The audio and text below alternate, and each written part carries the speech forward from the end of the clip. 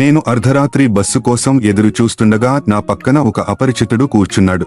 పలకరింపు లేదు, చిన్న చిన్న మాటలు లేవు, ప్రశాంతంగా ఉండటం లేదు. కొద్దిసేపటి తర్వాత అతను మాట్లాడాడు. మనం సాధారణ నియమాలను విస్మరించడం వల్ల జీవితం సంక్లిష్టంగా మారుతుంది అని అతను అన్నాడు.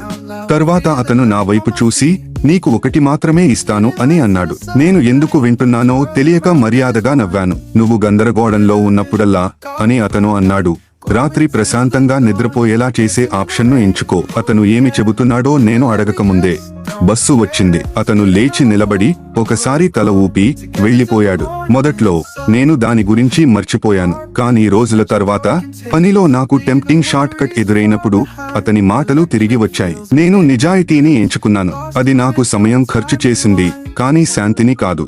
ఒక వాదన నన్ను అర్థం చేసుకోవడానికి బదులుగా గెలవడానికి ప్రలోభ పెట్టినప్పుడు నేను ప్రశాంతతను ఎంచుకున్నాను. కోపం నియంత్రణను కోరుకున్నప్పుడు నేను నిశ్శబ్దాన్ని ఎంచుకున్నాను. నెమ్మదిగా జీవితం తేలికగా అనిపించింది. నేను ఆ అపరిచితుడిని మళ్లీ చూడలేదు, కానీ అతని నియమం అలాగే ఉంది. మరియు నేను ఏదో గ్రహించాను, సరైన ఎంపిక ఎల్లప్పుడూ సులభమైనది కాదు. అది మీ మనస్సాక్షికి శాంతినిచ్చేది.